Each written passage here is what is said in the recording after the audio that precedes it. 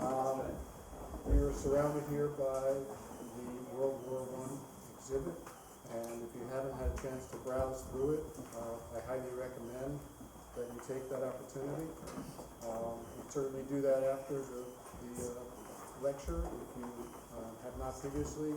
And we also open on weekends. There's a sign outside, I think it's 1 to 4 when we're open on weekends. And if you come on the weekend, then there's a docent who can take you through and explain to you the various exhibits that we have here. Tonight is the third of 4 lectures that we're presenting in connection with World War I. And we're doing this in conjunction with the Weston Public Library, so thank you to them as well. Tonight's topic is the strange careers of General Pershing, in case you can't hear well. The strange careers of General Pershing and the U.S. Army, I guess in no particular order. So how many of you are already members of the society? You can give me a show of hands. So we have a lot of non-members. Isn't that interesting? So we certainly have application forms on your way out, and don't hesitate to grab one. We'd love to have you join. And how many have attended any previous lectures and movies in this series? So we have some good returns. And last question: how many are here for from the high school for extra credit? Yeah. Credit. First things first, and I love America. So I have in my hand a publication that was published 95 years ago, found in my mom's attic when we cleaned out her house. It's General Pershing's story. That's for the layman. It's technically General Pershing's report to the Secretary of War, which he wrote right after the cessation of hostilities. And it's an interesting piece. I read it this afternoon, and it really it basically tells the story of an unbroken string of U.S. Army successes and General Pershing's excellent work. So I'm sure the story might be a slightly bit more complex than that, so you may be finding out more tonight. And we're very honored tonight to have with us General Andrew Florney. Major. Did I say General? I'm sorry, I gave you a promotion already. Not yet. Major Andrew Florney. I'm going to get that right eventually. He is an instructor at our United States Military Academy. He has a significant background in our area. He actually instructs American history at the Academy. Major Florney has served in operational assignments around the world, including Iraq and Afghanistan. And this includes service as an operations and intelligence mentor for the Afghan National Police. We can change topics and talk about ISIL tonight. No, I'm not allowed to. I am not allowed to. I guess that would be a little bit asking too much. Major Florney has extensively studied cultural and social histories throughout the United States history. And tonight, as I say, he'll be speaking on the topic of General Pershing in the United States Army. Major Florney, it is our pleasure to welcome you to Weston and our Historical Society.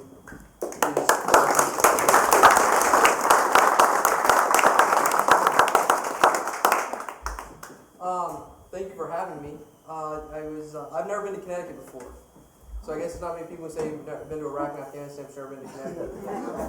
And the good thing was Siri decided to actually see a lot of Connecticut.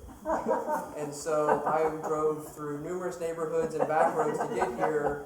And when I pulled out my map, 7 to 84 is what I should have done in the first place. So, but it was a nice an hour and a half drive. The leaves are changing. There's nothing more to say about it. Now, as instructor in the military academy, I cannot talk about ISIL. I do have to kind of give a short disclaimer.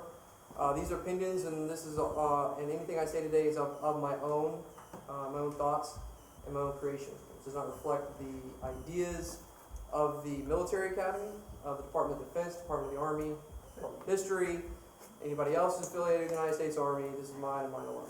So,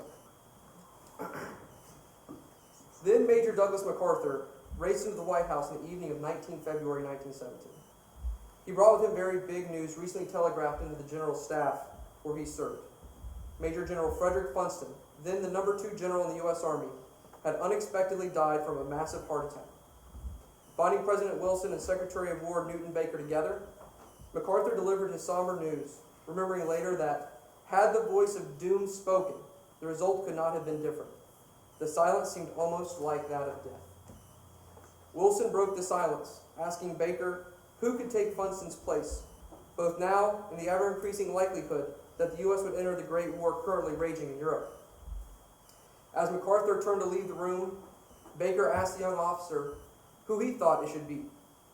MacArthur recently served in Mexico in a subordinate unit to Funston's overall command and had a familiarity with the personalities of the senior officers there. I cannot speak for the Army, MacArthur answered quickly, but my own choice would be, without question, General Pershing. Wilson supposedly looked long and hard at MacArthur before almost whispering, it would be a good choice. MacArthur recounted this anecdote many years after its reported occurrence as he faded away, something he claimed that all old soldiers do. It would not be surprising if this story is apocryphal. It has all the elements of a great MacArthur story. Mac is at the center of it, moving the levers of destiny, working national and foreign policy as just a lowly major. Only someone like MacArthur would have enough verve to have the President of the United States and the Secretary of War ask his opinion on senior officer moves. True or not, and I lean towards the latter, I believe it is somewhat revelatory to what I call the strange career of General Pershing of the U.S. Army. While senior level general assignments are often political and represent a unique familiarity between policymakers and policy executors, the possibility that a well-placed combat veteran can help influence the decision, or that the Army was so small and so well-connected that junior officers could comment freely on the machinations of senior commanders, or that the death of a senior officer could throw off an entire policy program helped to elucidate a civil military structure that, to us looking backwards, could only be defined as strange. In this light, the mobilization, training, and eventual employment of over 1 million American doughboys to France by 1918 can only be called amazing. And at the center of this transition, from strange to amazing, is one man whose career could be defined by both terms, General John Blackjack Pershing. As one biographer noted, Pershing's appointment to head the American Expeditionary Force, or AAF, marked the end of his career as a frontier cavalryman and guerrilla warrior. The overwhelming majority of his career, over 30 years, would be in these roles, and yet he is best known for his 6 years as the head of first the AAF in France, then as Chief of Staff of the Army. His transition from strange to amazing was marked with many personal reverses and political acrimony. But through his leadership and guidance, the Army changed from a constabulary force lost in the Sierra Madre to a modern army at home on the Western Front. To get a sense of how marked this transition was, it is important to get a sense of the U.S. Army on the day that MacArthur purportedly brought his tidings of death at the White House. A year prior, Wilson had ordered elements of the U.S. Army deep into northern Mexico on an expedition intended to kill or capture Francisco Pancho Villa, the Mexican warlord that had recently raided into New Mexico. The Army, at this time still occupying the Philippines, requested assistance from the southwestern states in the form of mobilizing their National Guard units and sending them to the border. Slowly, undermanned and under-equipped units arrived in El Paso and San Antonio, clad in all wool uniforms and overcoats, some blue, and drilling in the 100-degree heat. Flying columns of rapidly moving soldiers and cavalry marched into Mexico, oftentimes finding themselves lost, out of supplies, or unsure who to actually shoot at. They did shoot the Mexican Army, causing very sensitive political upheaval, which we'll talk about later. After almost a year, the expedition had little to show for itself, beyond tired soldiers, complaining guardsmen, broken trucks, and a foreign policy debacle that the Wilson administration could not seem to extricate itself from. With nothing to gain and looming European war on the horizon, Wilson recalled the expedition in January 1917. And it formally closed with the last units crossing the Rio Grande on February 7th, 2 weeks before General Funston's untimely death. When word of the arrival reached the expedition's commander, he put on a brave face to his soldiers and subordinates, but eventually retreated to his tent to weep in private. Tired, frustrated, and keenly alone, Major General John Pershing probably worried that the expedition marked the unofficial end of his military career. The general had only recently seemed to warm to the idea of command. For the majority of his career prior to receiving his first general star, Pershing seemed to have one foot wearing the boots and spats of the Army, and the other the low quarters of the civilian professional. This is Pershing in 1884, 1885. This is his senior picture. A graduate of the United States Military Academy's class of 1886, Pershing was a middling scholar, ranking 30th out of a class of 77, but recognized as a natural leader. Jack, as he was then known, was also known as a hop man, a cadet that worked harder at making the numerous dances and social events of the Hudson Valley than at French, which seems to have held some ironic foreboding. He enjoyed the company of women, seemed to have been a little bit of a flirt, and after 4 years graduated at the highest cadet rank, cadet first captain. But from this auspicious start, Pershing's career stalled in a bureaucratic quicksand. The young lieutenant entered an army that had stagnated on constabulary duty on western outposts. The vicious campaigns fought against the Indian tribes of the Great Plains, now almost a decade gone by.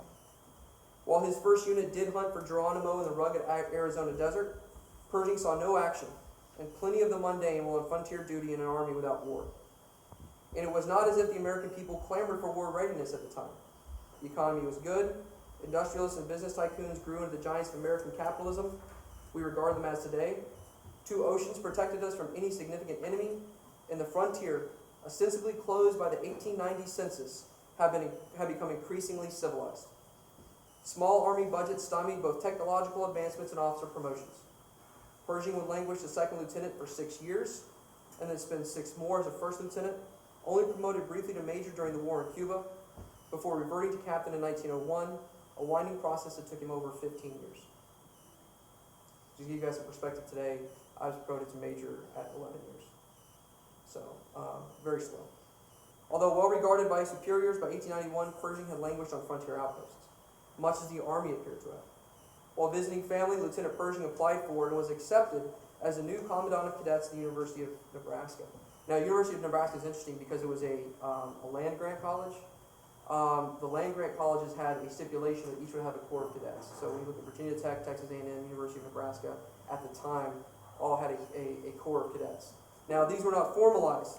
In an age before ROTC, Nebraska's Corps of Cadets lacked any particular structure or discipline, a reoccurring theme for many of Pershing's assignments prior to his taking them over. Pershing changed that, instilling discipline and uniformity among the Corps. But the young lieutenant also chose to better himself, earning a law degree while in Lincoln. This is one of the first instances in his career that Pershing appears to have thought about leaving the Army. A decade on and still only a lieutenant, Pershing had little to look forward to in the peacetime Army. Many times during his future exploits, Pershing ruminated upon this decision. And each time he chose to stay with an army that, more often than not, did not appear to offer him much.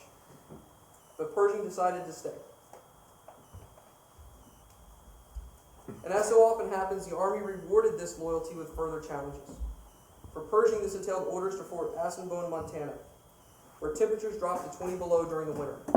And to make matters worse, he was assigned to the 10th Cavalry Regiment, an all-black Buffalo Soldier outfit. Now, Pershing did not appear to adhere to the pernicious forms of racism that dominated that day, and had nothing against the black soldiers that he worked with.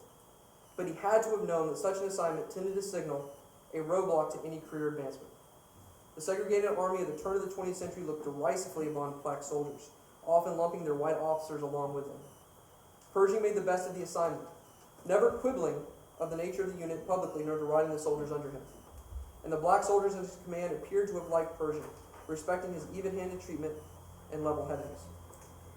Most importantly, for the not as quite young as he was before, lieutenant, he caught the eye of the commanding general of the Army, Nelson Miles, for whom he would serve in Washington briefly towards the end of 1896. While there, he had the opportunity to travel to New York City, in the process meeting the city's young police commissioner, Theodore Roosevelt, a rising star in the Republican Party. These chance meetings and remembrances continue to illustrate the generally unprofessional nature of the post-Civil War Army. Only in such a small army would the commanding general concern himself with the dealings of a lieutenant. And although Pershing's superiors placed him in a high regard, the building of close personal and political networks belied a taint of backroom dealing and glad-handing that stained the Army all the way up to 1917. By 1897, Pershing had reported to his alma mater. This was not to be a relaxing sojourn. I can tell you it is nigh impossible to get a unanimous decision among the West Point Corps cadets, except doing homework. But Pershing did. They all agree that he was, far and away, the worst and meanest tactical officer that had ever walked the Greystone halls of the Highland Institution. Pershing demanded discipline and adherence to the standards, something that the Academy of the 1890s had slowly let slide as the successive presidential and congressional administrations debated its merits and continually parsed its funding. His company, A Company, despised him, even going so far as the old bucket of water on the open door trick. I don't know if you guys have tried this on your teachers, but leave the door part of the way open, there's a bucket of water, they open it. You can go ahead and try it, it's fine. Extra credit. Extra credit.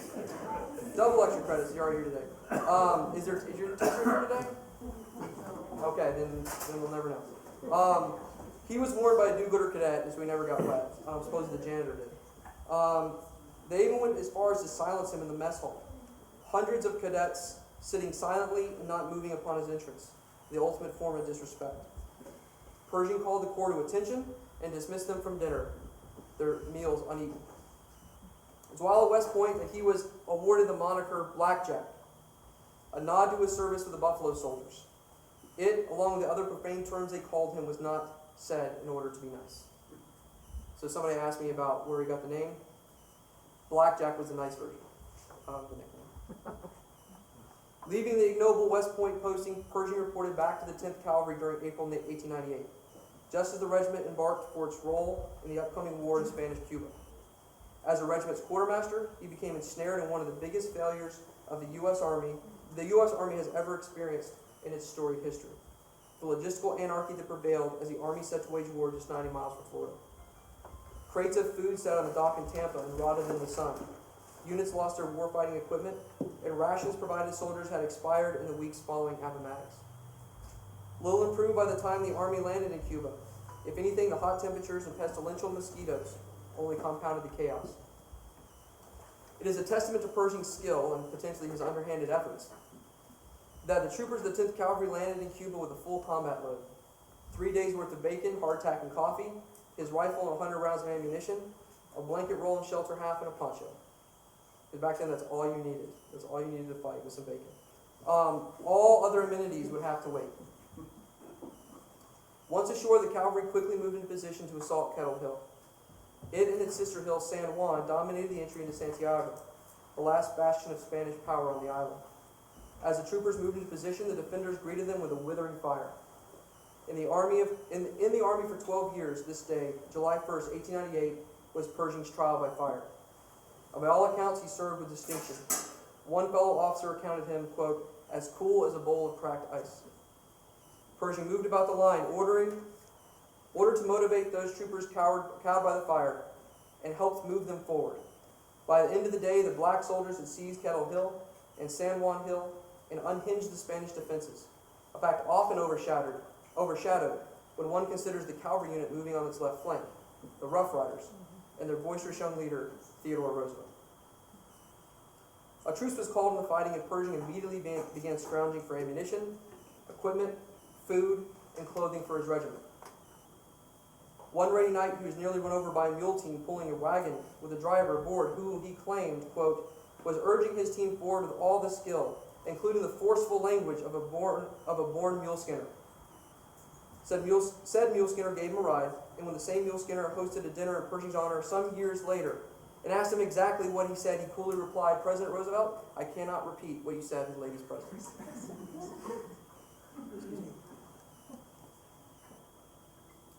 Now, I'm sure some of you, although liking the anecdotes, are wondering, hey, I thought this was a World War I lecture. It is that. I promise I'll make it there in the end. Just give me some time. Rapidly transferring from Cuba, Pershing volunteered to head to the Philippines, one of the United States' new possessions that had recently and haphazardly received during the late war. And this is a picture of the 10th Cavalry in Tampa as they're preparing to load the ships to go to Cuba. Pershing is at the top left. This was a meeting in, I believe, 1901 with Moro tribesmen on the island of Mindanao. A simmering war against nationalist rebels had inaugurated shortly after the U.S. and the same said rebels had united to expel the Spanish in 1898. Arriving in late 1899, he spent the next 4 years, for all intents and purposes, going quite, quote, native. A very untraditional assignment, Pershing marched deep into the island of Mindanao's tropical jungles, often in small groups of less than 10 people, and worked to build relationships with the very combative Moro tribesmen. The spit and polish officer of Lincoln, Nebraska, and West Point, New York, dissolved into the jungles, becoming the ultimate counterinsurgent. Along the way, he grew into his role of officer and leader, aspiring to a generalship at some future date. To think that he devised this goal while supping with Moro tribesmen in an isolated village where the majority of the tribesmen wanted to kill him is a striking thought indeed. By the time Pershing returned to the States in 1903, he had gained fame as one of the most able officers in the Philippines. And this was a significant distinction, for the Army had found little to be encouraged about in the islands. A supposed easy victory against a motley rebel force in 1899 had slowly devolved into a jungle insurgency throughout the archipelago. Pershing's ability to win over support of local tribes and rebel factions easily made him stand out amidst a war that turned into village burning, torture, the first verified use of waterboarding, and concentration camps. Mired in an unpopular war, the administration of Theodore Roosevelt, the same mule skinner from barely 5 years before, recommended now Captain Pershing for promotion to Brigadier General, skipping over 3 ranks and over 860 officers more senior than him. The Army's general staff demurred, but it brought Pershing a unique label, the political officer, a label that more firmly affixed himself after he married Frances Warren, the daughter of the wealthy and powerful Republican senator from Wyoming, Francis E. Warren. This is him with Francis, his son Warren, his daughter Agnes, and the oldest daughter, which I believe is Dorothy. They had one more daughter, Margaret, I believe in 1940.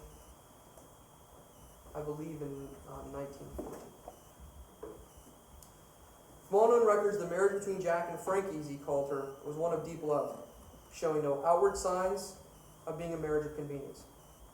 President and Mrs. Roosevelt attended their wedding in January 1905, sitting up front in the first pew. Captain and Mrs. Pershing immediately set sail for the Pacific. Jack was to serve as an an American observer to the freshly begun Russo-Japanese War. This posting began an 8-year stretch of assignments that kept Pershing off and on in the Pacific, primarily the Philippines. He commanded a reinforced brigade, at that time the largest concentration of troops the Army had outside of Manila, became the military governor of the island of Mindanao, and commanded soldiers in the field against a rebel force on the same island. Most notably, Roosevelt finally worked his promotion to Brigadier General in 1906, allowing Pershing to skip over just 800 officers this time, and still 3 full ranks. I would love to do that. 3 full ranks and automatic, yeah. By all accounts, Pershing merited the promotion, and such a move was not unheard of in a time of erratic promotion rates. Yet the President's conspicuous presence in the front row of Pershing's wedding left many a tongue wagging. By 1913, the Pershings returned to the States. The general mended as a rising star from the officer corps. The family settled in San Francisco at the storied Presidio, with Jack commanding the 8th Brigade stationed there. He would not stay there long, for instability in Mexico, then torn apart by a surging revolution, threatened to spill across the Rio Grande. Pershing and his command left during the spring of 1914 for Fort Bliss, just outside of El Paso, to monitor the border and the happening south of it. Now, this is one of my favorite pictures ever. So Pershing is laughing on the far right. In the middle is Pancho Villa. On the right is his bodyguard, known as the El Muerto, the murderer. And then over Pershing's left shoulder is young Lieutenant George S. Patton. So that's all you need is Marshall, and we got them all. While here, Pershing invited Francisco Pancho Villa to the fort, where the two soldiers watched a military review and shared a drink. Oh, one thing I want to point out. So, Villa's jacket bows a little bit on the side because he made sure to have pistols in his pocket. Villa openly sought American support, and Pershing leaned towards giving it. My impression of the general, Pershing claimed, is I think he will do great things for his beloved Mexico. Tragedy befell Pershing about a year after his meeting with Villa, just as he had decided to bring his family from the Presidio to bliss, as the war in Mexico gave no appearance of letting off. On the night of August 26, 1915, fire consumed the Pershing home in San Francisco. Soldiers responding to the fire managed only to save Warren, the couple's son. Frankie and their 3 girls perished due to asphyxiation. Pershing reeled from the blow, retreating upon himself and busying himself with work. Friends and observers noted that Pershing, always a quiet man, would become even more solemn and reserved for the remainder of his life. Mexico helped provide a distraction for Pershing. 9 months after the fire, Villa, his drinking companion in 1914, who had also penned a letter of condolence after he received word of the tragedy in San Francisco, raided Columbus, New Mexico, killing 18 and injuring 8 others. The American public demanded retribution, a retribution the War Department had no formal plan for. The Secretary of War, Newton Baker, authorized the dispatching of 2 flying columns to search for Villa and gave overall command to Pershing. Now the picture's a little fuzzy, but again on the left, I believe that's Patton on the far left, and then Pershing in the middle. And I believe this is a picture was taken crossing the Rio Grande. When Pershing was later asked why, he replied, "I was simply on the ground and more available than anyone else." This is partly true, but belies more facts than that. The General Staff, concerned by rumors that General Funston, the overall chief of the Southern Department, was a drunkard, liked and knew Pershing and vouched for him. Baker later stated that although he had never met Pershing, he was convinced that he, quote, was absolutely loyal to the policy of the civil authorities under which he was serving, end quote. A quality important for a democratic administration that had yet to find a solid footing in terms of foreign policy, and had only recently defeated the greatest living Republican of the time, Roosevelt, who we all remember sat in the front row at Pershing's wedding. Pershing, perhaps glad for a respite from the memories of last year's fire, jumped into preparation for the operation. Much as in Cuba, however, logistics turned into a nightmare. Enraged at the violation of their sovereignty, yet glad the U.S. planned on defeating Villa, the Mexican government forbade the use of the north-south railroads into Chihuahua. Forced to rely on horse and buggy, or the brand new Dodge trucks coming out of Detroit, they did not have Hemis. They didn't have Hemis. I think they had 32 horsepower, so kind of like a bike. The quartermasters for the expedition soon collapsed under the strain of supplying the force. Columbus proved to be neither a metropolis nor a transportation node, and few good roads existed in Chihuahua to move supplies, horses, and soldiers. Pershing pressed on, crossing the border in March 1916, and immediately aware of what he termed the, quote, barely disguised ill will of the population. It may be that Pershing, the jungle warrior, felt comfortable driving deep into hostile territory, but this expedition was no 10-man team looking for moral chieftains.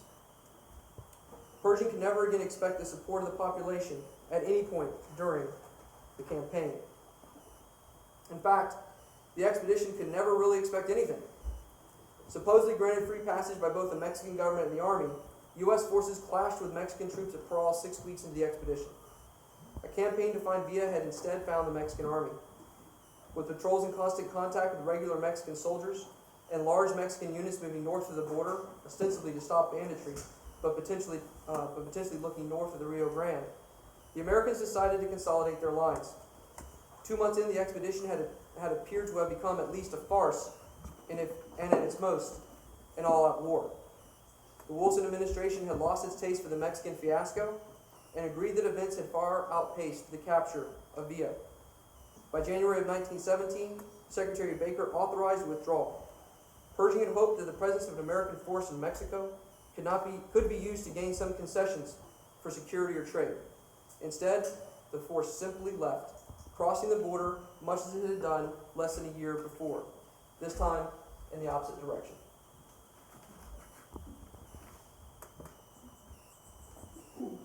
says the Pershing Punitive Expedition at the very top. On top.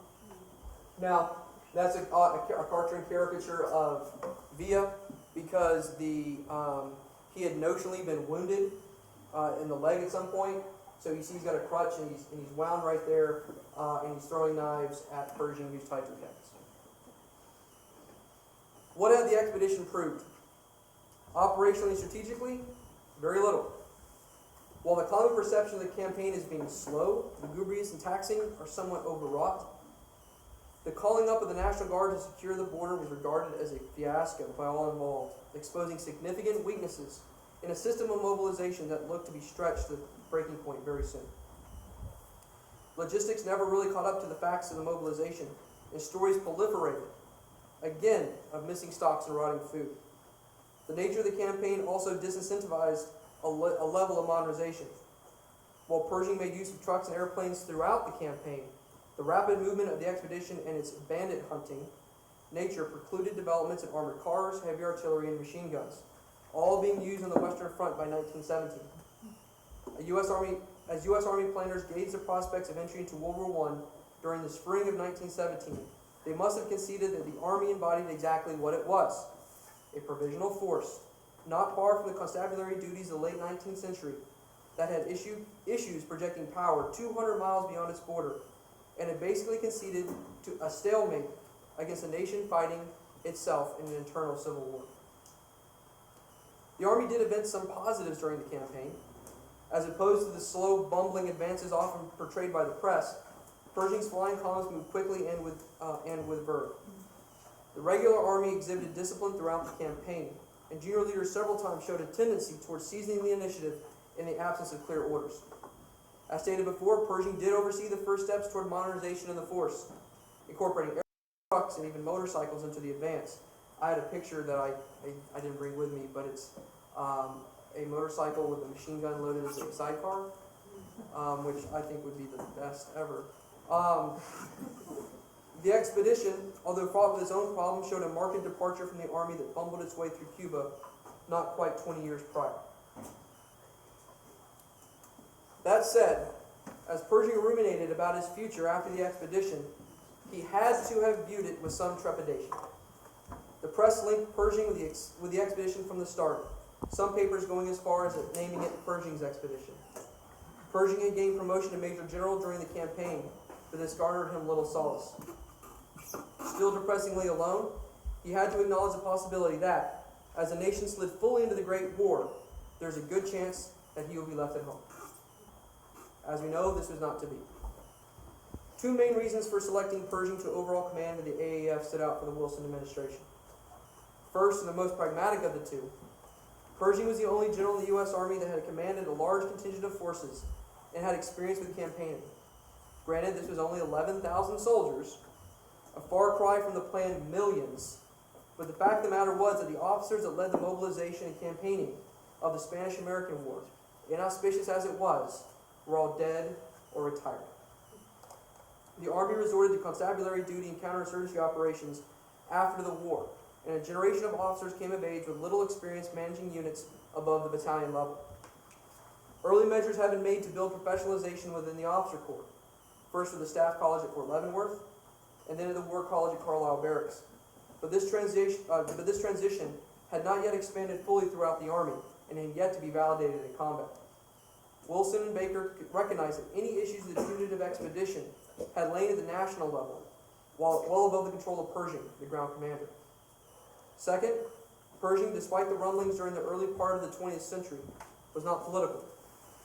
He had never publicly stated any opposition to the Wilson administration and their policies, even as he questioned his handling of the Lusitania sinking in 1915 and the final handling of the punitive expedition in private. Baker repeatedly acknowledged Pershing's apolitical demeanor, a breath of fresh air when one considers the political movements of many other senior commanders within the military at that time. It also helped that, even as a man without party, Pershing still shared clear political connections with the Republicans and its old warhorse, Roosevelt. Did we mention again where Roosevelt sat at Pershing's wedding? The general's appointment served as a ready means to build political unity over the potentially contentious issue of declaring war. helping to craft a unified front for a Wilson administration that had yet evinced a foreign policy resolve. This is Pershing in the campaign hat, the service cap, and on the right in the kind of teepee looking hat, I don't know, the formal name, a garrison cap, that's right, garrison cap, is Major General Summerall, the commander of the 1st Infantry Division. And Pershing's favorite division was the 1st Infantry Division, because the units that he served with in Mexico, he hand-selected to put in the 1st Infantry Division. This is in France.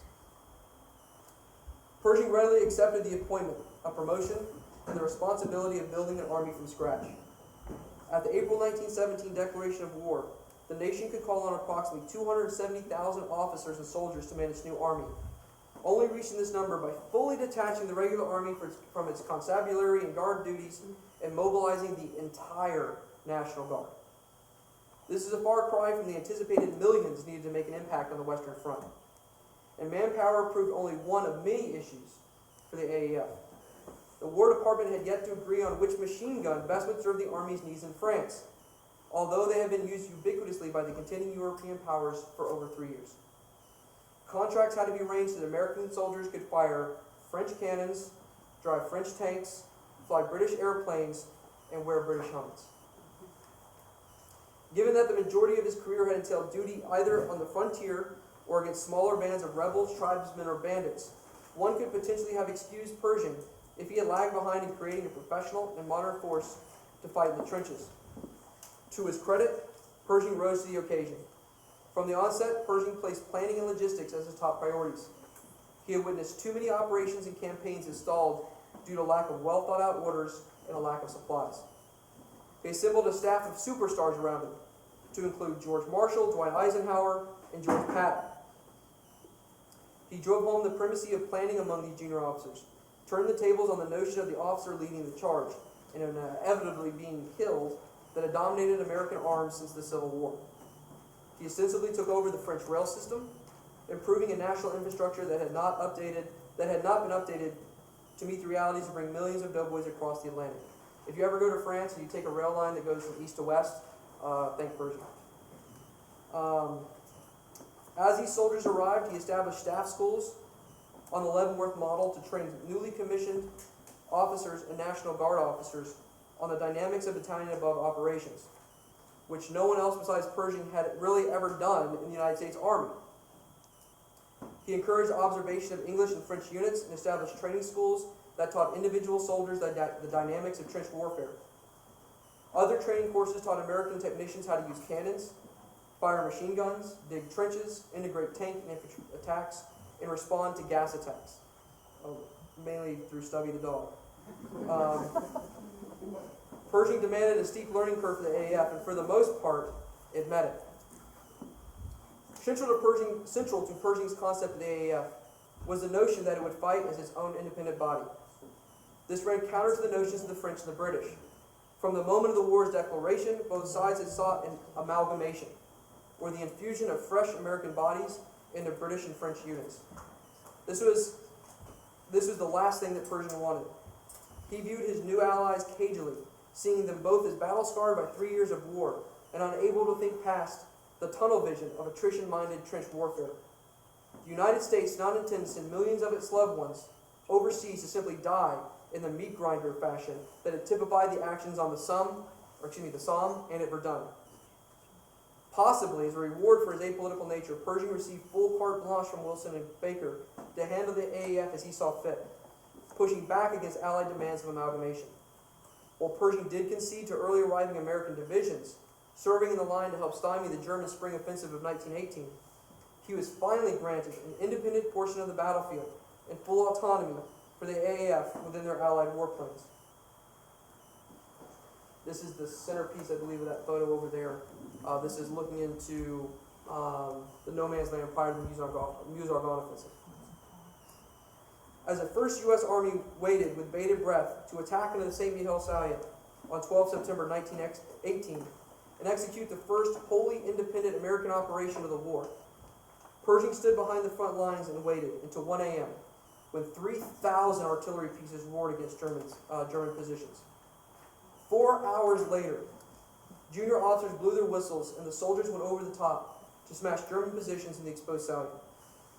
Pershing, unable to ascertain the full extent of the advance in the misty weather, must have reflected on how far he and the U.S. Army had come. The army that had chased Geronimo in 1886, and for the most part failed, had chased Pancho Villa 30 years later, and for the most part failed. Less than 2 years later, 6 U.S. divisions in France attacked directly into veteran German combat units. The stagnant army of 30 years had undergone massive changes in less than 2. And most of these changes could be attributed to one man, Blackjack Pershing. That Pershing does not receive due credit for this Herculean effort, often being overshadowed by those that came before him, Grant, Sherman, and Lee, and those that came after him, who he mentored and trained, Marshall, Eisenhower, MacArthur, and Patton, is, in a word, strange. So with that, any questions?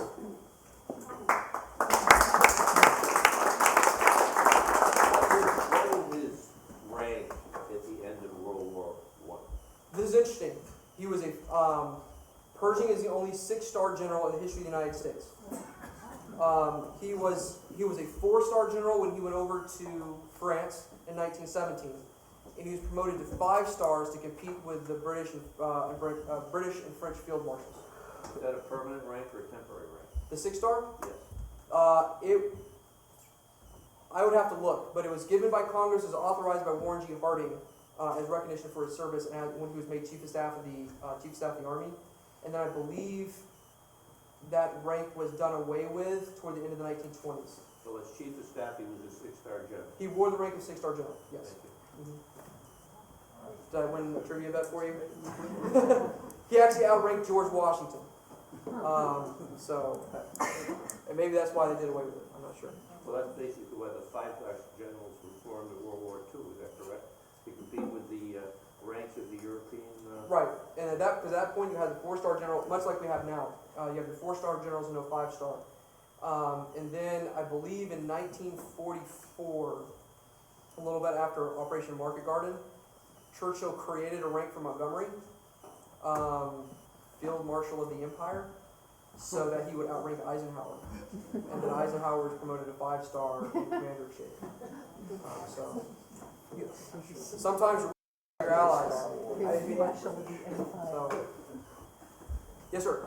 The controversy surrounding the fact that he led the army into war far longer with many greater casualties than that stage of the war seemed to be warranted, at least in the perspective of other generals at the time and historians since. Can you comment on that? Yeah, absolutely. Now I kind of got us up to, I kind of left the climax hanging, right? The United States Army and Pershing in general, Pershing particularly, looked at the British and the French, as like I said, as being overly cautious and scared of casualties, and kind of wedded to this idea of trench warfare. And so he and his staff planned on what was called open warfare doctrine. The idea that you would expand your lines, you would push responsibility down to the lowest level, allowing junior officers to use their initiative in their leadership to capture positions. So more generalized orders than opposed to the very regimented, time-hack orders of the British and the French Army. When they attacked into St. Mihiel, the German units there were preparing to retreat, and they were basically, this was seen as a rest position for them. And so when they attacked into the St. Mihiel salient, it appeared to work. When they attacked in the Meuse-Argonne, it did not work. And there was a significant amount of casualties commensurate to the Somme and Verdun, on a smaller time frame and to a smaller scale. So percentage-wise, it was equal to what the British and the French had seen predominantly in 1915. Now, this signals the end of the war. So the narrative that Pershing is taking out of this is, we won, we broke the back of the Germans. Now, if the Germans had not broken around the time of the Meuse-Argonne offensive, it would have been interesting to see if that level of attrition would be sustainable. And I think that's one of the narratives that later comes up, particularly starting in the 1940s and 50s, is that Pershing was not the best field commander. He's a very good administrator, but the reality is he had a bunch of officers who had not led in combat or led big units in combat. And so when you look at the Meuse-Argonne offensive as well, where there's a stiff German resistance, you see a lot of unit cohesion breakdown, a lot of crossing of boundary lines, misidentifications, and the U.S. Army tended to make up for this in combat with, square peg round hole mentality. Just keep going at it, keep going forward. Whereas the British and the French, a little bit more regimented and more cautious. By 1917, 1918, we're seeing less casualties on the battlefield. Although the the French army broke in 1917 with the Nivelle divisions and corps that basically mutinied, as well as the British outside of Ypres, I believe, in late 1917 or early 1918, which British divisions, I believe, had to be taken out of line for Canadian units. So John Keegan's book, First World War, says that every nation, except the United States, had an army that broke due to the attrition-based warfare of the Western Front. So if that would have happened to the Americans, if the war continued further on, I couldn't say. But there were 7,000 casualties during the St. Hill offensive, and tens of thousands in Meuse-Argonne. So we started the war with 300,000 or so soldiers, and we had to get up to a couple of million. Mm-hmm. So first of all, what was the draft instituted right away to do that? It was. The draft was instituted right away, and have you guys ever, young guys, have you ever heard the term slacker? Yeah. That comes from World War I. For people who do not register at selective service, or if they're local draft officer, they were termed slackers. And so in New York City, I want to say in late 1917, they call out the New York National Guard and police. They started at the top of Manhattan, and they worked their way down to, what was it at that point? At that part, 5 Points, the Bowery. And if you didn't have a draft card, they threw you in prison. They gave you a draft card. So this was where the draft there was volunteers, but the draft was a significant portion as well.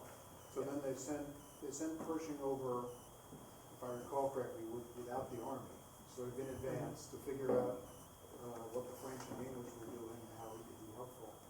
And then it's interesting in this speech they say that they weren't even sure how big. He had to basically create an army. How big is an army? Right. So, No, and I think that's we talk about Pershing being selected because he led this huge contingent of 11,000 soldiers, where he was going to be putting together an army of several million. But nobody else had done 11,000 to 1, right? So he was it. And so there was, and the army had wedded itself to a regimental system. 3 to 4 battalions or squadrons making up a regiment. This is how they fought, because this is all the soldiers they needed. And so when it developed that they needed regimental combat teams, divisions, and corps and armies, they just hadn't been written. And so when Pershing goes over to France in 1917, he just brings his staff. And he sits there with his staff and he says, okay, how's this going to work? And so when we talk about the American Expeditionary Force, it's kind of this big umbrella organization. And not until, I want to say, July or August of 1918 is the first army created. And this is composed of 6 primary divisions under 2 corps, because they finally built the manpower to do that. And it's made up of predominantly regular army units. National Guard units and units kind of created after the war started make up the Second Army, which are also the ones that attacked the Meuse-Argonne that suffered quite a bit of casualties. Because the regular units are pulled out of the line and the National Guard put in the newer units. So, let's go right here. Did you say that when American soldiers entered the war in 1917, did they use contracts for weapons from France and planes from Britain? They used French cannons and primarily French tanks. And why didn't? Because we didn't have them. Okay. We had factories, but we hadn't made tanks. We hadn't made artillery. And so this is why I bring in the part about the Mexican expedition, you don't need 105mm cannons to shoot at 3 guys on horses. And so we don't have that. At the same time, the Germans have I think 280mm tank,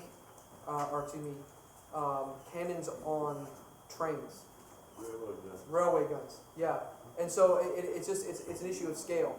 Now, by 1919, you see a lot of these things being made in America. They take the French or English designs and then they start mass producing them. And so by the end of the war, you have a lot of reconstituted French and British units that are having British-style guns made in Detroit. I think Ford actually experiments with making armored cars, and the first American tank, which I think is the Mark II. The whole gas electric. Say what? The whole gas electric, it wasn't produced at all since it was a pile of trash. Okay, well, yeah. I mean, they experimented with it, but they had the British and the French models. The French had a smaller tank than the British. It was a 2-man. That's what Patton used, and he actually attempted to use in the St. Mihiel offensive. And then we used the Sopwith and the Spad British airplanes. Go right here, and then we'll work right around. Oh, I'm sorry. I'll get you in a minute. Go here. Let me ask you a very broad political question. Okay, good. In World War I, Mm-hmm. it took us 3 years before we got involved in the war. Mm-hmm. Europeans have been battling since 1940. In World War II, it took us 2 years to get involved basically in the same war. Okay. Mm-hmm. Why? Today, it takes us 3 months to get involved in Syria. Why is that? How much time do we have? That helps. Can I talk about that one when the camera's not on? I can talk about World War I and World War II. I believe that Franklin Roosevelt was Wilson. And so when you see the steps that he's taking, particularly in the Atlantic, in the Battle of Atlantic, early on, I think he's viewing what's happening in Europe, very exact same war. And so I think he is preparing for, and we see this May 1941, we basically have a kind of undeclared naval war going on in the North Atlantic. And so I think that Roosevelt sees himself going down a road similar to Wilson. Unrestricted submarine warfare is going to force his hand, and the American commitment may just be naval. This may not be a reinvasion of the continent, but I think he sees this going much in the way that Wilson had.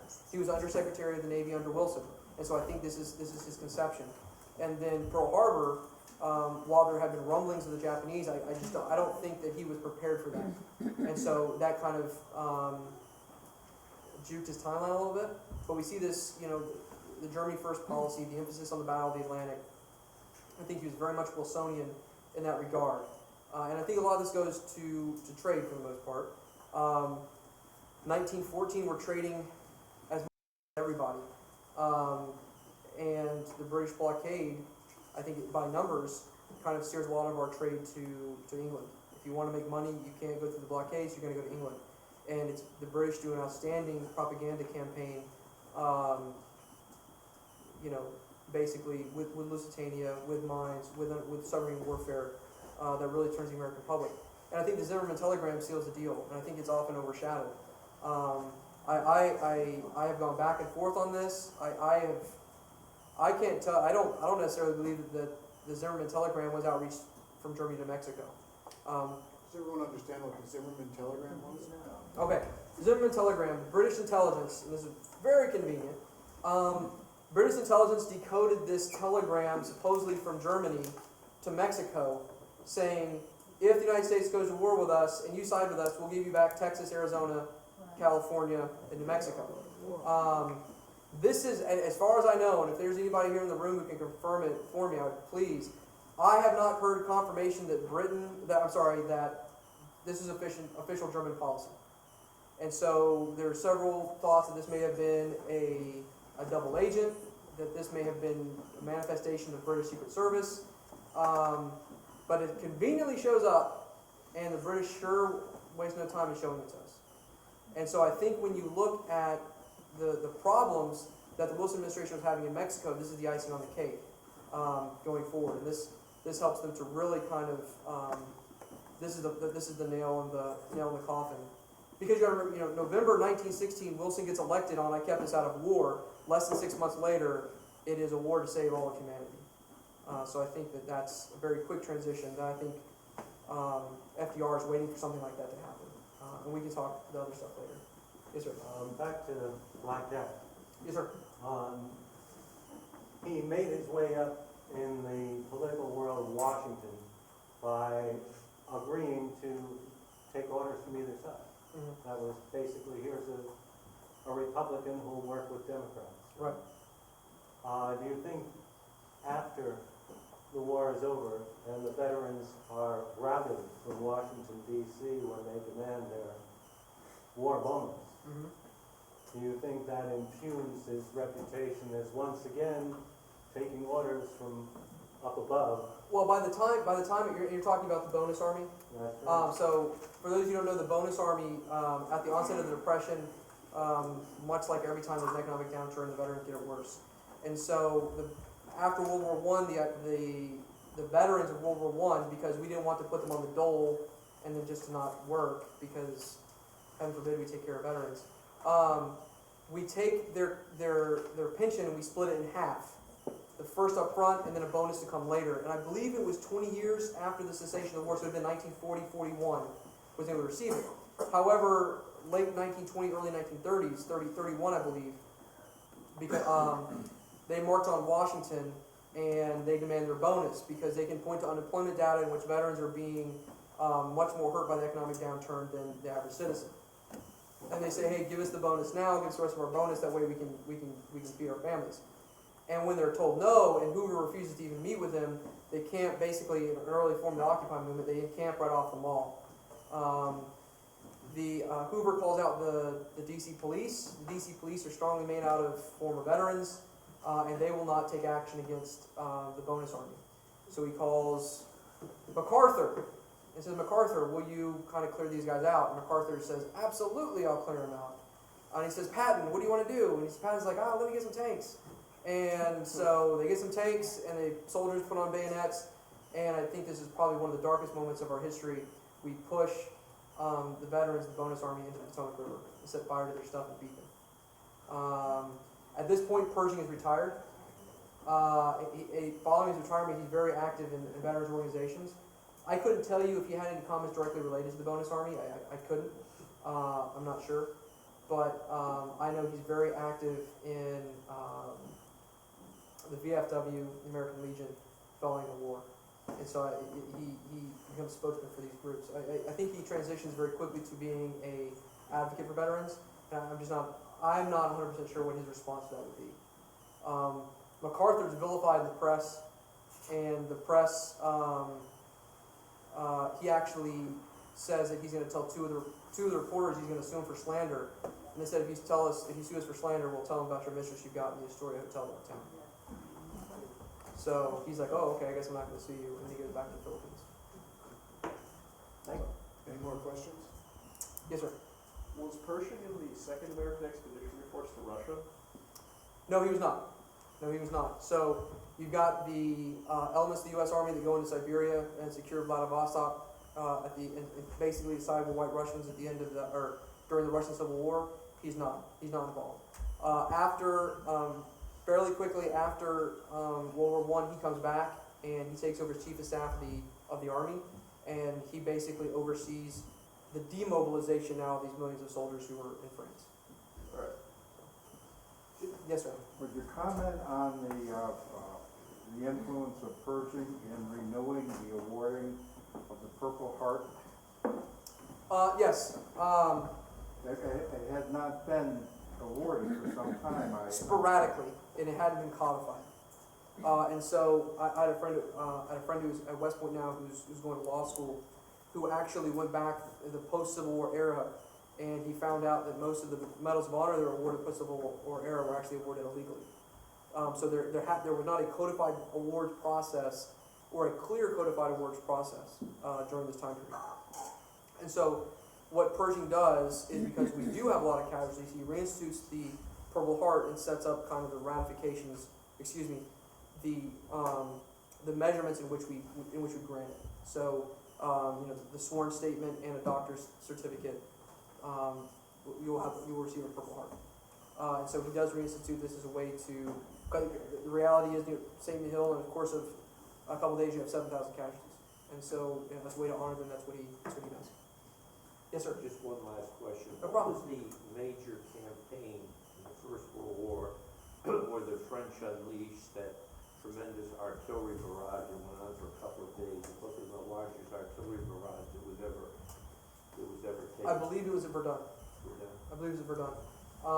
And I think that was the one that dropped the height of the train by 2 feet. So I believe it was at Verdun in 1915. Yes, ma'am, in the back. What became of General Pershing's son, Florney? Warren, I'm not sure. Actually, no, that's incorrect. He goes to Wall Street. Okay. And then his two sons, so Pershing's grandsons, both go in the Army. I want to say his son John became a colonel and became influential in the late 80s, early 90s, in reforming the ROTC system. And then the other one, I'm not 100% sure, but I know one died in Vietnam. How can I forget? One died in Vietnam, the other one reached the rank of colonel, and I believe died in 99 from complications from heart surgery. Anyone else? Thank you very much.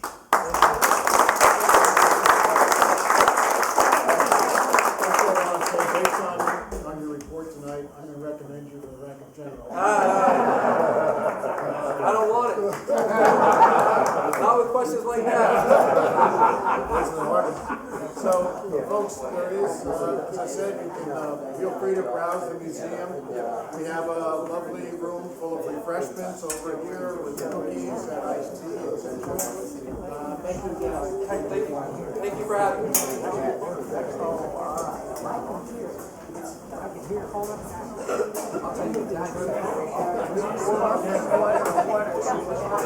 General of the Army, that in 1976,